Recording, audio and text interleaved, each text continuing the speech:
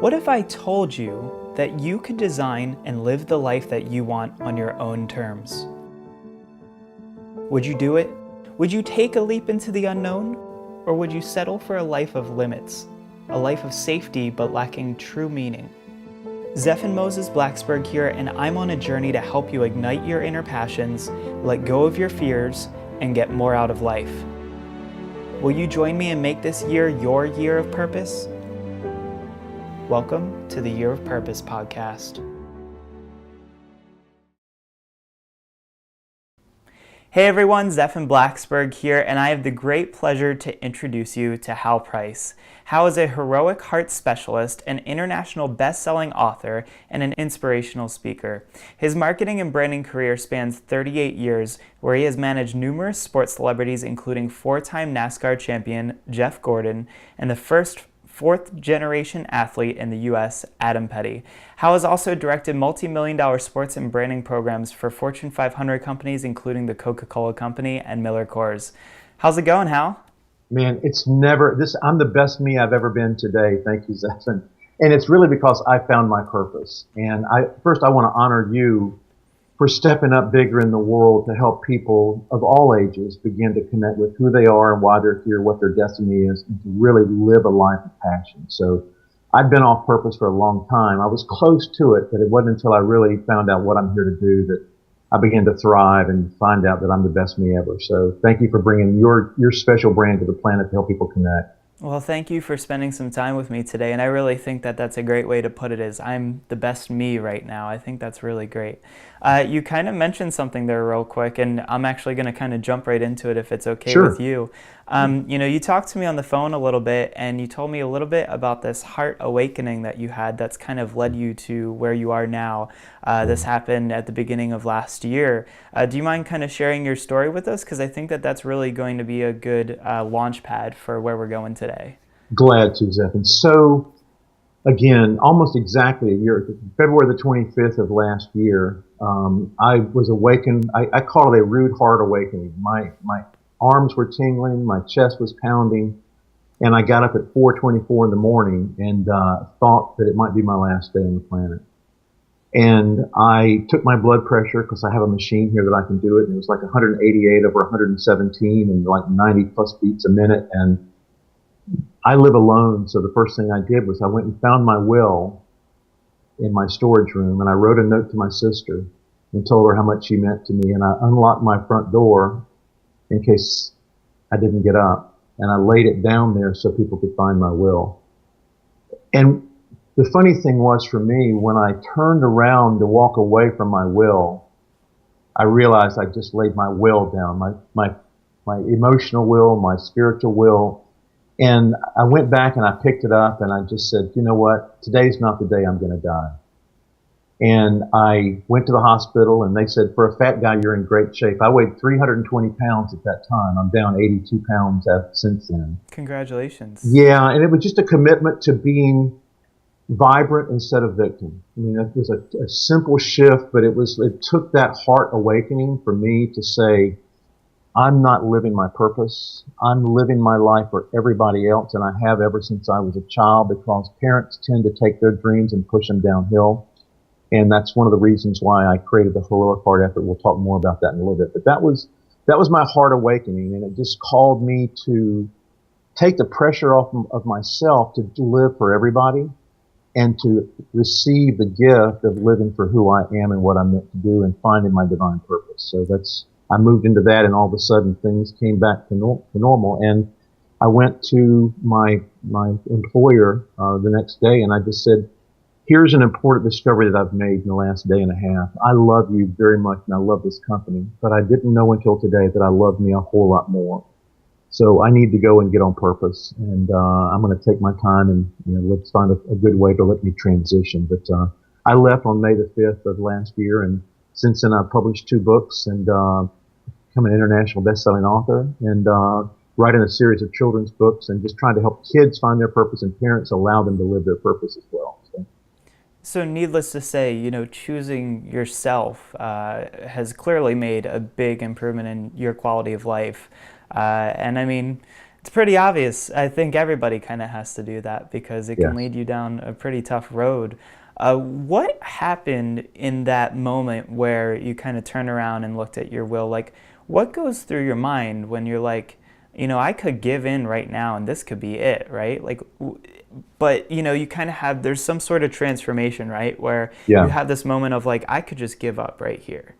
But something kind of happens and you're like, Right. not today. What are you thinking when that It's happens? what I love about that, Zephan, is that God had been winking at me for 40 plus years. I just turned 60 2 weeks ago, and my work life had been everything but for me. And I think you get these small winks from God. It's like, you're not quite where I wanted you to be. You're not quite doing that. And you feel that inside. Everybody feels there's a destiny that they have as a calling to do that. And so many of us are afraid to step out and really own that power. And for me, it was a catalytic moment where all of a sudden, everything that I'd ever, all those winks come, it's like, you're not listening. I'm going to grab you right here. And now you have a choice. You can do what I asked you to do because you came to do that. And you can do that and help people, or I can bring you back in and you can help other people as an angel figure out how to be inspired to go do what you didn't finish doing. So my parents had both passed away the preceding year, and watching their decline and seeing how tough that is made me realize how important every breath that we have is. And if those moments are not spent living in conscious creation of a joyful moment that expresses what your heart would like to create in that moment, which is you alone out of 7.4 billion people have a unique opportunity to do something nobody else is going to do. And I chose to do that in that moment. And it just, all of a sudden I had no concerns anymore. It was like this total weight was lifted off of me. And again, I lost 80 pounds later. So because when you're doing what your heart calls you to do, I had no cravings because my cup runneth over. I was filled with what I was supposed to do already. So I really wasn't, there was nothing to fill me with except for my joy. And I didn't have hunger pains anymore either. So it was an easy process for me. So you kind of brought up something there that in that moment, the transformation actually, it's strange because it kind of goes to like everything that's going on around us, right? Like our work, our life, our families, everything else. That's what we're focused on. And in that transformational moment, it kind of goes to not only I need to work on me, but I need to work on me in the sense of like what I can give to everybody else. Because I think Right. this whole time it's like, how can I do things for other people, like for my job, for my boss, for my wife, kids, whoever. And I think it kind of changes over to this thing of like, well, what can I really do for the world as opposed to just like one person in a very selfish way or in a way where we're not really taking care of ourselves. So you really brought up a good point there. You talk about having a heroic heart. What does that actually mean to you, and where did you coin that term? Well, first it was that I've always had a big heart. I've always been very compassionate and sensitive and caring for other people, but I've never turned it inwards to look at me and say, it's when you learn to love yourself, that's the greatest gift you can give yourself because I say we're individuated particles of a God force or a great creative force that comes in and embodies itself as you to walk a path of divine creativity and stuff. So for me, it was really finding what that expression of joy was because I found that when I came from a place of joyful expression of a true gift, that gift was felt by everybody else. Whether I was intending it for them or not, they saw my joy in creating, and all of a sudden joy invites joy and I started seeing these amazing things happen in my life, Stephen, which was like, it can't be this easy. I can't just be joyous all the time and have all these wonderful, magical things appearing around me. But that's what was working. And I realized in that moment that I don't have to do anything for anybody. I have to live my life the way that I came to do it. And if I can just be an inspiration to show people that joy invites joy, and that when we live a life of joyful expression and that bliss opportunity comes to you, people want that. And they want to understand how do you do that. And maybe the greatest gift we give is living our lives the way we're meant to live it, with joyful creation and a conscious creative ability to do that stuff. And if money happens, it happens. If we change people's lives, it's a part of the process. But ultimately, it's about us making a decision to commit to who we are, remember who we are, find our gift, bring that gift in joyful service to the planet. But ultimately, it's a one-man journey that may affect million people along the road. So when we're harnessing, the gift that we have, you said that joy meets joy. What can you say as far as just what our vibrations do in the world and how we attract others? Because I know that I've gone to the gym before in a really upset mood, Yeah. and people ignore me, right? Like not a single person talks to me. If I have a great day and I'm really just going and I'm ecstatic, everyone at the gym comes up to me and wants to talk to me. So what can you say as far as how just vibrations in the world work, and how different emotions attract the same emotion? One of the great books that I read years ago that really gave me a perspective on this, Dr. David Hawkins wrote a book called Power versus Force. And understanding the vibrational frequencies, because all we are is a personal, individuated vibrational frequency. That's what we are. And it's our mind and our thoughts that allow us to have good thoughts or bad thoughts. And to know that shame is one of the lowest forms of vibration on the planet, which is really a self-loathing. And to move into, we have the opportunity in this lifetime. Hawkins said that very few of us will ever move within 3 or 4 points in our lifetime, and this was in the late 80s. But now we're in a place where there's so much opportunity to connect to joy. People are moving 100 and 200 points up on that scale of consciousness. You can Google power versus force scale of consciousness and look at that. And there are ways to muscle test to find what your frequency is and to know what your vibration is. But the truth is, when you can love yourself and bring that love and joy into the world, it's going to change the way you think about everything. You see everything as an invitation to continue to grow versus a challenge or someone doing something to you. It's you inviting the opportunity to stand in your purpose and power and to hold that frequency of love and to manage it consciously. And when we can do that, we can hold that frequency and not let the world bring us down, because the mind will take you places where your heart doesn't want to go. So it's really mind, it's really heart over mind is what it is. And holding that frequency allows everybody to feel you, because you're putting off these positive vibrations that really allow people to feel your energy, and it's infectious. It's just like when someone laughs, everybody starts laughing. It's just this really contagious spirit that wants to play, have fun, enjoy, and create. And it's really meant here to be here to create joy. That's what we're here to do. Mm-hmm. It's really neat to learn about this sort of topic, at least for me personally, because when I first started my journey, I call it my journey. I mean, all of our experience in life is a journey, but Sure. since August of last year has been my real journey of really finding me. I've acquired this weird superpower, I guess, if you call it, Yes, it where is. I somehow managed to, I had a history with depression and anxiety, so I really relate to and understand those emotions a lot, and anger. And I have this weird superpower where I will text or call people or talk to people and ask how they're doing at a time where they're really not doing well. And it literally will come in right as either A, they're thinking of me, or right as they're realizing that they're feeling a certain emotion.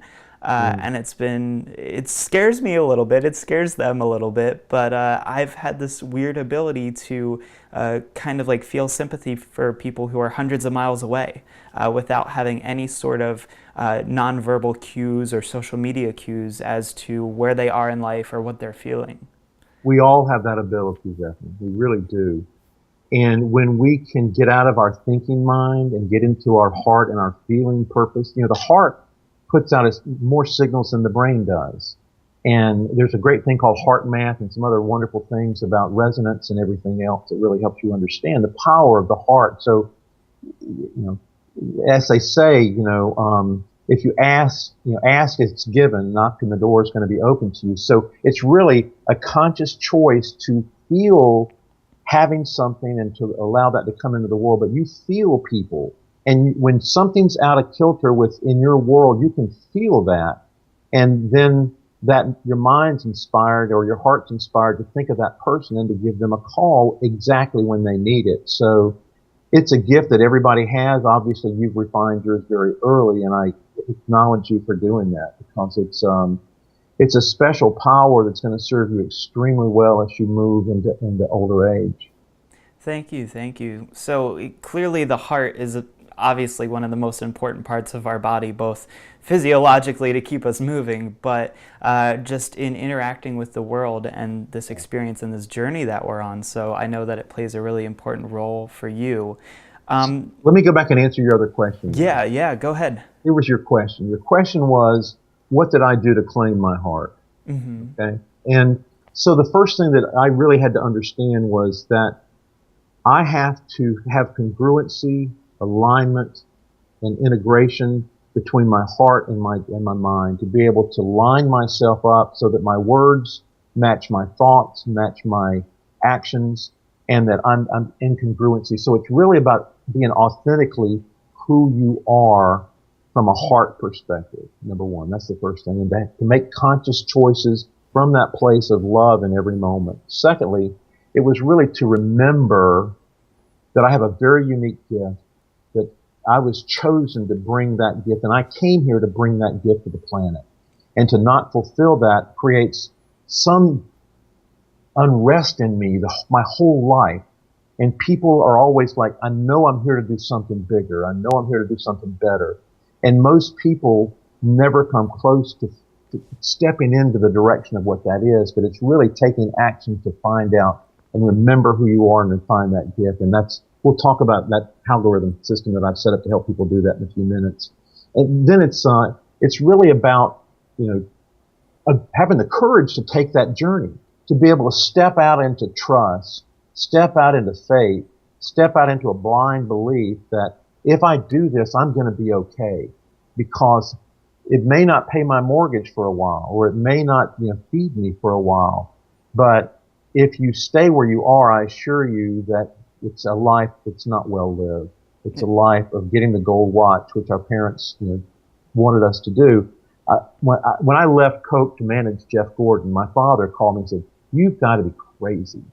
You're going to go work for a 22-year-old man and leave the Coca-Cola company?" I'm like, "Dad, yes, I am, because I like to do what scares me, because living on the edge puts your heart in a place where it's like, I can step into this and I can make a difference, and I'm going to do this my way." And otherwise, if we'd all taken that attitude, the United States would have never been formed. People would have never sailed anywhere to find out that the earth really is not flat.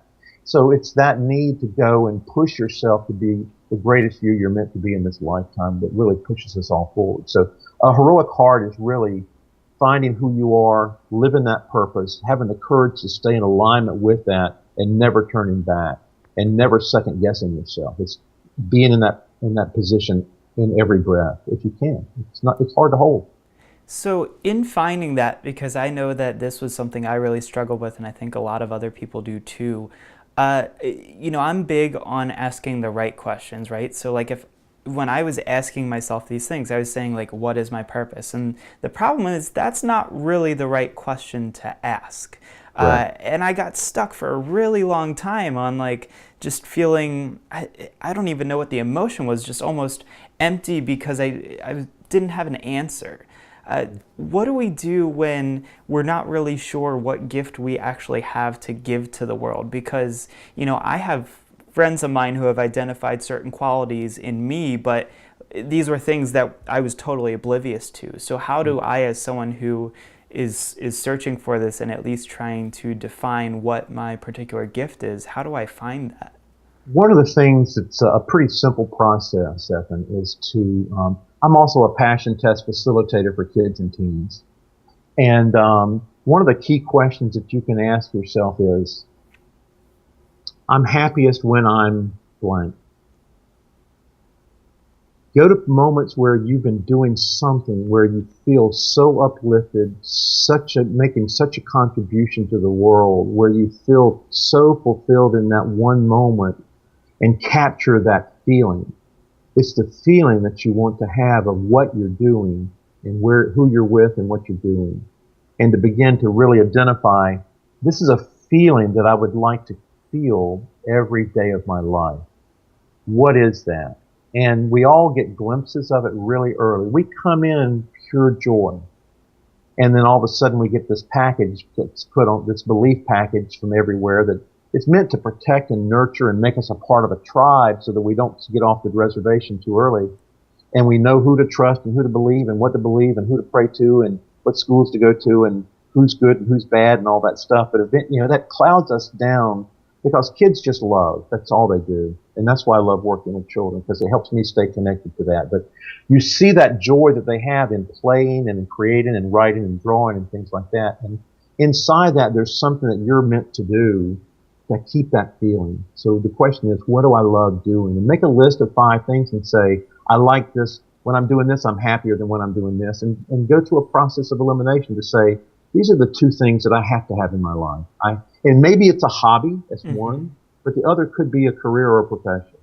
Find out ways to work into that. Like you're so talented at what you do, and you're bringing that gift in a whole new way with what you already know, what you love doing. So I loved writing, but my writing went to everybody else. I wrote brand plans for corporations and endorsement plans for athletes, and all of a sudden I realized my heart never said what it needed to say because I've written for everybody else, and they paid me very well for it. But there was an unfulfillment that was going on in my heart that said, when are we going to write, Hal? What are we going to write about? What story would we tell if we had the chance to really change our lives and in the process open people up to who they're meant to be and what their gift is? So you set up a really good foundation here to move into the algorithm, I think. Sure. We've talked a little bit about how to find our purpose, instead of asking, what are we supposed to be doing, maybe asking where are we and what are we doing when we're feeling a certain emotion that we would love to be feeling all the time. And I really like that, because that's important to me, is asking the right question as opposed to just sitting there and getting stuck on this one question. Sure. Going about it a different way is going to get you, obviously, different results. So Yeah. let's jump into algorithm. Tell me a little bit about what it is and how that could benefit me. I found at the age of 20, I went through a not a fun divorce, and with not a lot of answers about why it happened for me. And it forced me on this inward journey to go and find out my accountability for the role that I played in a half of an answer that led to disappointment by my 3 children. And it was that journey that really started me understanding traumas in my childhood, things that old unconscious messages that kept playing around in my head. I had a near drowning experience at the age of 3 that my mother didn't jump in to get me, and my father had to come from a long distance to come and pull me out, and they pumped me out and brought me back. But in that moment of the woman who I loved more than anybody else, her lack of decision and her fear of drowning herself, which I didn't know she couldn't swim, in that moment, I made a choice that if the one woman that gave me birth and loves me more than anybody else won't rescue me, how can I ever have a trusting relationship in love? And that was playing around unquietly inside of me and just waiting for the shoe to drop with any loving relationship that I ever had. And ultimately, the other decision was because we were playing and Mom was singing me this great song while I was playing, and I fell in fully clothed into the deep end of the pond. And I realized that later on that my thought was, when I play, I die. So I became a workaholic. So it was a combination of being a workaholic, never being around at home the way I needed to be fully present as a husband and a father the way that everybody needed me, and the expectation that eventually I was going to get hurt by the one that loved me the most. I brought that together to do that. So doing all that hard work early on, and I've been working on myself for 15 years now, and I'm getting better every day, which I've said I'm the best me I've ever been. But I also had a dear, in 2000, everything that I believed was real, that I thought was, made me successful, was taken completely away from me. Between a divorce, a house, my dear friend Adam Petty passed away in a car accident. My business began to crumble. The IRS came after me for some questions that they had. It was just, and another friend passed away that I was getting ready to do a $6 million deal with, and I was going to get a nice percentage of doing that deal. It all went away in 4.5 months, everything. And that sent me into this deep soul searching. But what I realized was, that we live, we're eternal beings. Our soul lives forever. And I had this experience where I started seeing the license plates with people's initials that had just passed away, and the cars would swerve right in front of me when I was on the interstate, and I would just like, oh my gosh, that's so and so, or that's so and so, and they had numbers behind them.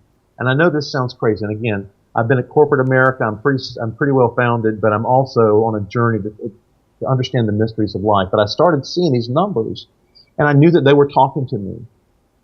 I can't explain why, but I knew that there was some message that they carried. So I took a year off and just began to study numerology and a lot of other mystical sciences. And I found my own little system that helped me understand that we are nothing but a frequency. We're a vibration of love. I am on a journey to experience itself in the universe, to find its way back home, to remember it. So this I am particle is just coming through us to have an experience in life. And we come to the third dimension because it allows us a safe place to play where time and space align themselves up. So our thoughts happen slowly, because if we thought, we create with our thoughts and our words. And if we were saying and thinking things instantly, we would kill ourselves. So we created this linear time and space to protect ourselves. But ultimately, I started seeing that the name that we chose, we've inspired the angels of the people who have us to give us that. It's a blueprint for our lives. The day we're born also. So what day are you born, Zephyr? August 26th, The 26th. 1989. So the number 2 is a number of sensitivity and balance and power. This is the day you're born. It's a special gift that you have. The number 6 is to be of service, to build community, to really to understand how you bring people together in a sensitive and loving and caring way, to have a balanced profession. So when those two numbers come together, it's the number 8. 8's the number of power. Standing in your power through service, sensitivity, and bringing your message forward, which is what you're doing. So you're on purpose. So the whole name carries your life path, your heart's desire, the talents that you're going to have, the way you're going to be successful, the challenges you're going to have, and when they come up. So what I said was, eventually, once I studied all this, and every letter carries a frequency. So A is 1, B is 2, C is 3. There's a code that comes up. Let me flip over for a second, and I'll show you this. Yeah, let's go ahead and see what we got here. So this is the algorithm. I say it's the blueprint of your life. And for me, I think one of the gifts that I have is to be the interpreter of a sacred promise that you made when you came here. So this is me when I'm young, and I always try to get a photo of the person when they're young and really kind of see the innocence and what their promise was. And it just kind of takes me into a reading that I'll do for them that lets me decode, this is my number. So, when I add all my birthday information together, it shows that I'm a 24/6, which is a number of service, which is why I knew that number, to be able to do that. So 6 is a number of service. And when I add my whole name together, it shows me what my talents that I'm going to have. I have to be free. I have to be unencumbered. I want to bring change into the world. It's something that's really very much a part of me, and that my soul is all my vowels added together, which comes up to a 39, which is a 1 plus 2 is a 3. And it tells me what my soul's urge is. My unconscious motivation is to create, to share, and to express myself. So, in my life path, which is to serve. So when I bring my life path, which are the opportunities and here's how I describe it. The life path is a script that you bring to perform a role. Okay. Your expression is the talent that you're going to bring to do that role for that script that you're going to do. And your urge is what drives you to win the Oscar. Okay? So that's how those three things come together. And when they merge together at maturity, which you'll be approaching pretty soon, it takes us into what we came to do. So mine is when I add 6 and 5, which is 11, my, my performance is, it makes me intuitive, insightful, and to inspire other people to take action. So writing stories, serving people, building community, being free of any encumberment to be able to inspire people is the task that I bring on into life to do that. And then there's just all kind of fun stuff that I do that kind of takes interest. But these are readings that I do to try to help people find out, the gifts that they brought and show them ways. I'm a life coach strategist, I guess you would say. So that's one of the things that I do that helps people, get in there. So that's what I call the HALGORITHM. It helps me see from where they're going to get stuck, how they're going to get unstuck, and what gifts they have and what passions they have to bring that to life. So I'll take that one down now and stop sharing.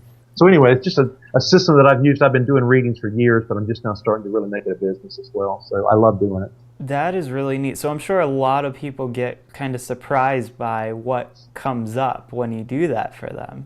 There's both a surprise, but there's also a contentment and a confirmation. It's like, you know what? I've never known what it was, but that sure feels like its own target for me. And my readings go usually 2 hours, but it takes me 5 hours to prepare for every reading that I ever do. So I love doing them. The opportunity to shine a light on somebody's soul that lets them see their divinity and what they are here to move in physical form to bring is such a joy for me. It lights me up as well when I can do that. So just wanted to share that. Thank you. Yeah, no, thank you for sharing that. And I'd imagine, some people are going to look at this and not necessarily maybe they're skeptical, I don't know, but it's definitely something that's different. It's outside of the ordinary. It's not something that a lot of us get to experience. This isn't just like, you go and open up a fortune cookie and it says you win $1 million and you do it in a week, right? So I guess there's a lot of people you've worked with and you've realized that this is very accurate and aligns with them. What do you have to tell people who are maybe just new to the idea of it? I would say do a little bit of research for yourself on it. No one comes to me unless their heart invites them. In fact, I don't talk about it usually, but thank you for the opportunity because it's something that I've really held to me because it's meant to be used by people who really want to connect in a very deep way in this lifetime, and it's not for everybody. And so I would say do a little homework on it. You can read some of the testimonials that I have. I'll have that on my website for you to look at. Great. And and with a lot of credible people. And having worked at Coca-Cola and with Miller and a lot of other people, I'm not totally wacky. So I know, I know how to do things. But it was a way for me to look at people as a brand. What's your brand? There's an essence in you that is the brand, not you, the employee, or you, the person that's the father or the mother. You have a personal stamp that's meant to be branded and brought into the world in a very specific way. And if you can figure out what your brand is, you'll be working in, delight every day. Yeah. That's the key. How do you work in delight every day? And it's not even working. You're bringing your gift to the world and somebody's paying because they love you. Sure. Approaching everything that we kind of talk about in this podcast really kind of has to be something that calls to you a little bit. Yes. I never really started on what I call my journey, the time from when I started back in August of last year. I never really looked into anything like this before. I actually have a great book actually sitting right in front of me called How the World Sees You, and it's another one of those really analyzing and looking into your skill sets and your powers and the things that you can do. It's interesting. So for anyone who's listening right now, I just want to kind of throw this out there that you'll know if something like this is right for you. You'll just kind of feel it, and you'll think, maybe I should try this. And the whole journey in life is you kind of have to open up to exploration and just trying new things and being different. And I think that you're really going to benefit from that. At the same time, you did mention something that from your experiences when you were much younger, that does stay with you for a certain amount of time, and obviously hasn't completely gone away, but hey, you are your best you today, Yeah. which is absolutely amazing. Maybe talk a little bit, just to wrap this up, about what it's like that we're always expanding, we're always growing. It's never going to be complete, because I think our journey as a whole never really ends. What do you think about that? Energy is meant to move. It cannot be stagnant. And we are the same way. If you get stuck in a job, if you get stuck in a place, or if you get stuck in an old thought, that's the past.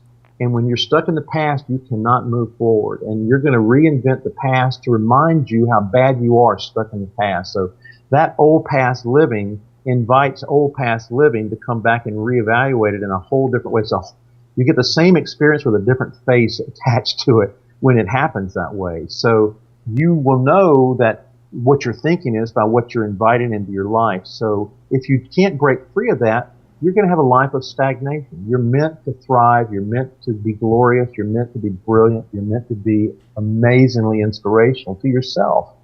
And if you live in the old world, you're going to stay in the old world, and you'll invite old world thinking. And that's why, people think I'm crazy, but I had to find a hole to get out that I could have a zipper in the universe where I can just zip through and walk through a whole new place. And it's really opened me up to delightful surprises, and which is, I've written a book called Voyage to Your Vision. I don't know if you've seen that one or not, but it's really about how you claim your heroic heart. And I'm working on children's books right now to help children learn to follow their own hearts. And it's the story of this little bear that follows his own heroic heart by listening to his insight and not going where other people ever went before. Mm-hmm. And he discovers a whole new world by just following his heart. So that's my goal, is to really help people learn to get unstuck. But if you choose to stay stuck, that's your choice. I have no feelings about people's stuckness. I'm not invested in their stuckness. Mm-hmm. I'm invested in finding their brilliance if they choose to come there. I was actually having this talk with a friend of mine about how when something happens to you and you feel a certain emotion, that already happened. Like that moment in time, you're choosing to go back to it, right? Like it already happened and it's in the past. So it's up to you to choose whether or not you want to go back to that, because being angry and holding on to that, the emotion already happened. That's right. So it's really just a choice of, do you want to move on and, grow and learn and be different, or do you want to go back to that and be miserable? And it's all about making that choice. The three greatest lessons I think anybody could ever learn. Number one is let go. If it's not serving you, let go of it. Mentally, emotionally, just let go. Number two is to forgive yourself for having it if it repeats, and make peace with it.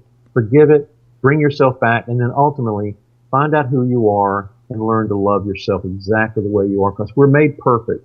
We just make some tough choices that invite themselves to be healed. I call them prodigal thoughts. They keep coming back to us to be loved and brought back to normal. And we have to make peace with our words and with our actions from the past and let go of it, and then move forward with a new conscious choice to be the best person we can be every day. Mm-hmm. Yeah. It's a choice. Everything's a choice. It's a choice, and you just have to make it.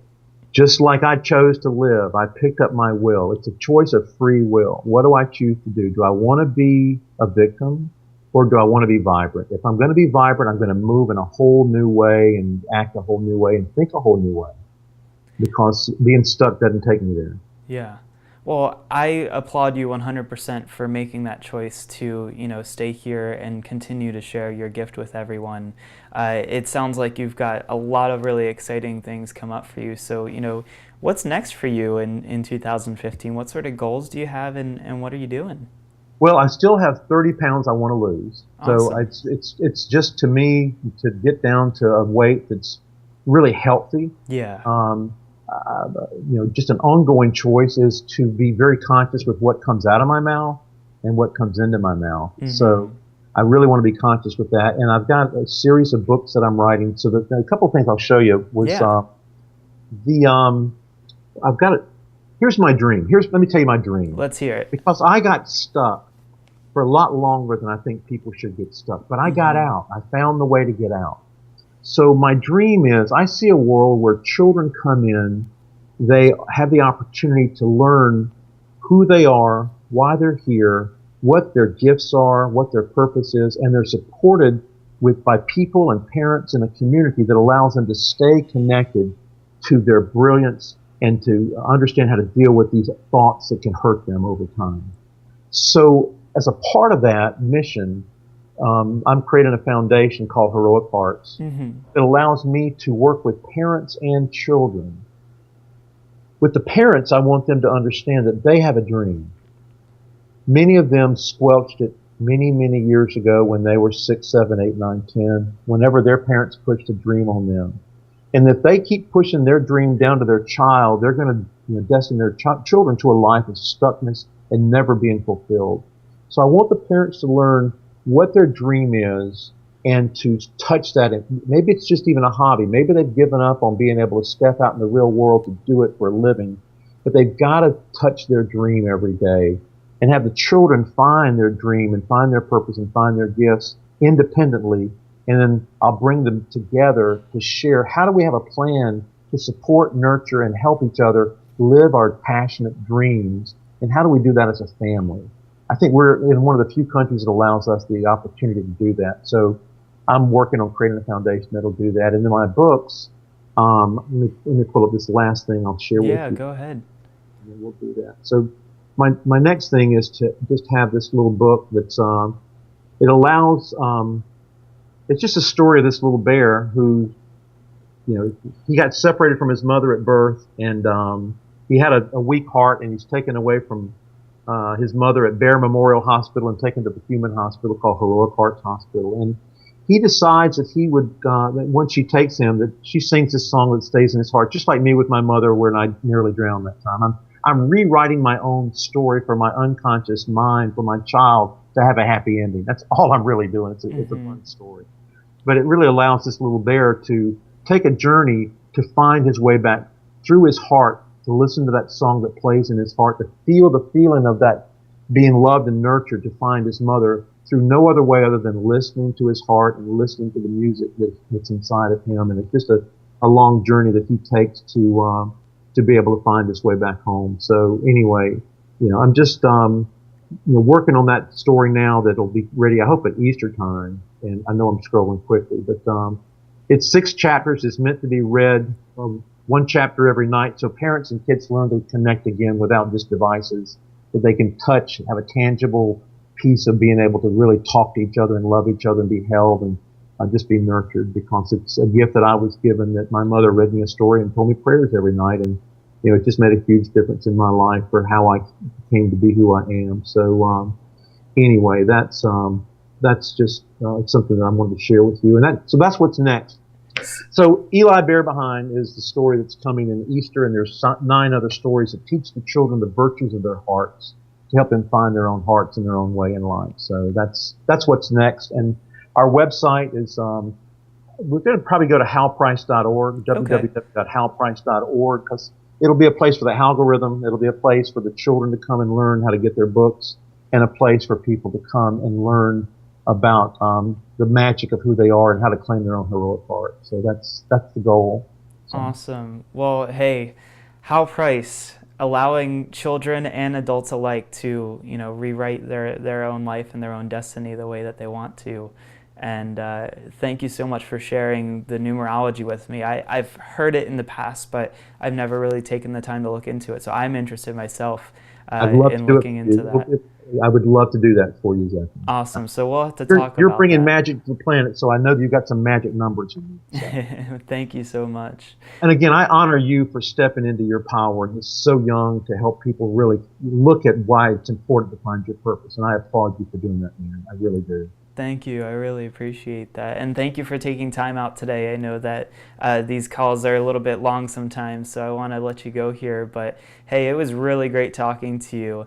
And for those of you listening and watching the podcast, we have stuff on our website. We both embed the video and the audio. You can subscribe on iTunes, and we usually put show notes down there with little things that we talked about throughout the show. So there will be links up there so that you can check out everything that we talked about today. Thank you guys so much for watching, and we'll see you next time on the Year of Purpose podcast. You've probably heard me talk about designing a life that you actually want to live. You might have even heard about my travels or experiences and thought to yourself, yeah, I do want to do that. Eventually, someday I'll probably do it, and my guess is that you've been thinking about doing it for a long time. So I want to tell you this: stop thinking. Your time is right now. You don't need any more time, you don't need any more info. You don't need to keep putting it off and planning for the perfect time, because the truth of the matter is this: you could be the person who sits around and thinks about living a better life, or you can be the person that decides that today is the day that you're going to actually do it, and I want that for you. Because you already have what it takes. You've got a fire inside. Even if you can't see it right now, it's lit, but you need to open yourself up to the possibilities and throw a couple logs into the flames. So join me and the Year of Purpose tribe by subscribing to our YouTube channel and iTunes podcast. And if you really like us, please leave a review. This is Zephan Moses Blacksburg, and I can't wait to see you again on the Year of Purpose podcast.